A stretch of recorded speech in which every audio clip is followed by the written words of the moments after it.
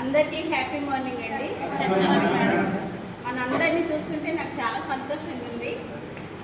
అందరూ మన ఫ్రెండ్స్ నా వాళ్ళు ఇంతమంది ఉన్నారు అనే ఒక నమ్మకం, ప్రేమ, అభిమానం వస్తున్నాయి. అంతా ఒక ఫ్యామిలీ మెంబర్స్ మనమంతా. ఒక్కొక్కరు ఫోన్ చేస్తూ ఉంటారు, నాకు చాలా ఆనందం అనిపిస్తూ ఉంటుంది. తర్వాత నేను ఇందులోకి రావడానికి కారణం యాక్చువల్గా నన్ను ఇదివరకు విన్మాకు వాళ్ళు అడిగారండి అక్కడ ఉన్నప్పుడు. ఏది మోపాదులో ఉందండి నాకు వరంగల్ డిస్ట్రిక్ట్. అయితే అప్పుడు అడిగితే మాకు అసలు ఇందులో అంటే మాకు ఇష్టం ఉండదు, అసలు ఎప్పుడు వచ్చేవాళ్ళం కాదు. అడిగినా సరే నేను అసలు పట్టించుకోలేదు. మా సార్కి అస్సలు ఇష్టం ఉండదు ఇందులో అంటే, తిరగడం అన్నా చేయడం అన్నా అస్సలు ఇష్టం ఉండదు. అలాంటిది నేను మోకాలు బాధతో చాలా సఫర్ అయ్యాను. 2018లో కింద పడ్డాను, చెప్పాను కదా అందరికి ఒకసారి. 2018లో బండి నుంచి 2018లో ఇద్దరం బండి మీద వెళ్తూ కింద పడ్డాను సార్. కింద పడితే మోకాలకి దెబ్బ తగిలింది. మా సార్ అంత దూరంలో పడిపోయారు, నేను ఇక్కడ పడిపోయాను. కాలుకి దెబ్బ తగిలినా నేను పట్టించుకోలేదు, ఎందుకంటే అప్పుడు కంటిన్యూకి ప్రోగ్రామ్ నడుస్తుంది.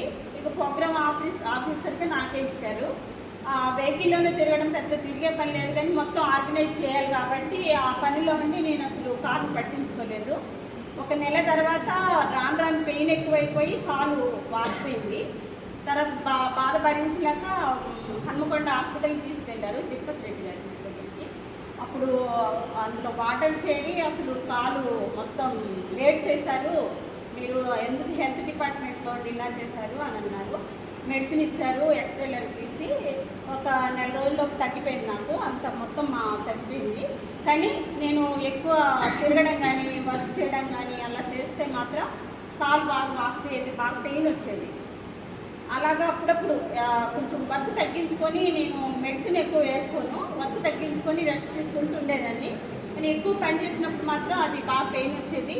ఒక 2 months బ్యాక్ ఏమైందంటే విపరీతమైన పెయిన్, అసలు అడుగు తీసి అడిగి వెళ్ళాక, డ్యూటీకి కూడా వెళ్ళలేక, భారం అంతా నడవలేక, ఈ భారం అంతా నడుము మీద పడిపోయి ఈ డిస్క్ మీద భారం పడి నడవలేకపోయాను. పడుకొని అటు ఇటు కూడా తిరగలేని పరిస్థితి వచ్చింది. రెస్ట్ తీసుకున్నాను ఇంట్లోనే, ఇంకా డ్యూటీకి వెళ్ళేది లేదు. ఆ టైంలో నడుముకి ఏదో అయిపోయింది, డిస్క్ ప్రాబ్లం వచ్చింది నాకు అనుకున్నా.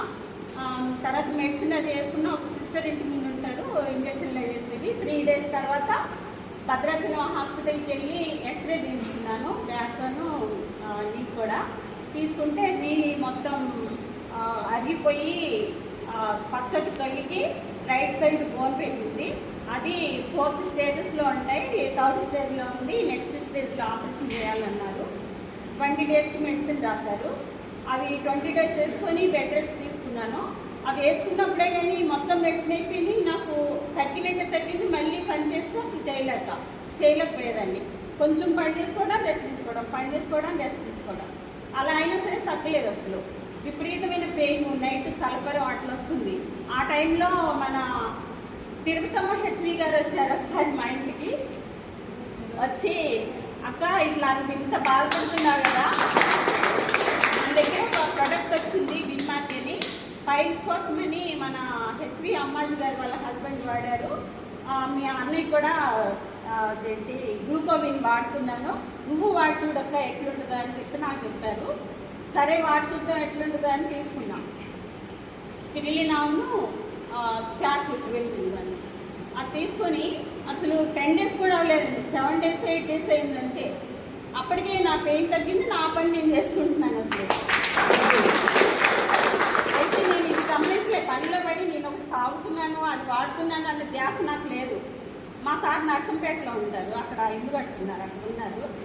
ఫోన్ తీసి కాలు ఎలా ఉంది అని అప్పుడప్పుడు అడిగేవాళ్ళు. 4 రోజుల తర్వాత కాలు ఎలా ఉంది, మంచిగా ఉందా, పని చేసుకుంటున్నావా, డ్యూటీకి వెళ్తున్నావా అంటే అప్పుడు గుర్తొచ్చింది నాకు, నేను టానిక్ వాడుతున్నా కదా, నాకు అందుకే తగ్గిపోయింది, నాకు నేను చేసుకుంటున్నా కదా అనేసి అప్పుడు ఆలోచన వచ్చింది. అప్పటివరకు నాకు అది అసలు ఒక్కదాన్నే ఉన్నాయి, ఇంట్లో పిల్లలిద్దరూ చదువుకుంటున్నారండి. అయితే నా పని నేను చేసుకుంటున్నా కదా ఆలోచన అప్పుడు వచ్చింది. ఇది వాడుతున్నా కదా నేను అనిపించింది. అప్పుడు అది మామూలు కంటిన్యూ చేస్తున్నాను నేనైతే దాన్ని. అసలు ఆ బాధ పోయింది. ఈ తర్వాత మనకి మహిళా దినోత్సవం వచ్చిందండి. తర్వాత ఆ టైంలోనే 1 week తర్వాత మహిళా దినోత్సవం రోజు అసలు గేమ్స్ ఆడుకున్నాం. టీం మా స్టాఫ్ అందరితో నేను కూడా ఆడాను. అసలు నేను ఆడతాను అనుకోలేదు వాళ్ళు. అసలు నన్ను డ్యూటీకి తీసుకెళ్ళాలంటే నన్ను బండి మీద ఒకరు తీసుకెళ్ళాలి, బస్సు ఒకరు ఎక్కించాలి, ఒకరు దించాలి, మళ్ళీ అక్కడి నుంచి ఒక 1/2 కిలోమీటర్ ఉంటుంది, అక్కడికి తీసుకెళ్ళాలి. హాస్పిటల్ మెట్లు కూడా ఎక్కలేకపోయేదాన్ని. అలాంటిది 4 days తర్వాత గేమ్స్ కూడా ఆడాను. చైర్ ఆటలో ఫస్ట్ వచ్చాను, బెలూన్ ఆటలో సెకండ్ వచ్చాను. స్టాఫ్ అందరూ ఆశ్చర్యపోయారు. ఏంటి మేడం గారు, ఏంటి ఇంత బాగా ఆడుతున్నారు, అసలు కాలు మంచిగా ఉందా, ఏంటి మేడం ఇంత బాగా ఆడుతున్నారు, అసలు ఏం ఆడుతున్నారు మీరు అని. స్పిరిలినా ఎట్లా ఉందంటే అండి, అదే గ్లూకోజ్ 12 అది బాడీలో 1 week తర్వాత నాకు ఎనర్జీ వచ్చేసింది. నాకే బాడీలో తెలిసిపోయింది ఎనర్జీ. ఇట్లా పనిచేస్తే అలసిపోకపోవడం, ఆ నీరసం అనేది లేకపోవడం, డ్యూటీ నుంచి వచ్చిన అలసట లేకపోవడం. అసలు దాని తర్వాత నేను గమనించాను జర్నీ. తర్వాత తెలిసింది నాకు ఈ స్క్వాష్ ఇంత బాగా పనిచేస్తుంది నాకని. అసలు కాలు ఇప్పుడు అసలు నొప్పి లేదేం లేదండి నాకైతే. చాలా బాగా పనిచేస్తుంది నాకు. నన్ను చూసి ఇన్స్పైర్ అయ్యి మా స్టాఫ్ అందరూ నేను వాడిన ప్రోడక్ట్ తెలుసుకొని ప్రతి ఒక్కరు కూడా స్క్వాష్ తీసుకుంటున్నారు. ఇప్పుడు దానికి నేను ఫస్ట్ స్క్వాష్కి నేను ప్రిపేర్ చేస్తున్నాను.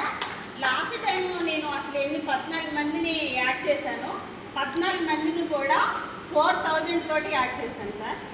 ఐడెంటిటీ సార్ 14 మందిని అచీవ్ చేశాను. మళ్ళీ రీపర్చేస్ కూడా చేశాను. చాలామంది అంటే వాళ్ళ చుట్టాలకి వాళ్ళకి ఎలా తీసుకున్నారు. ఈ నెల వచ్చేసి 20 స్క్వాష్ ఆల్రెడీ తీసుకున్నాను.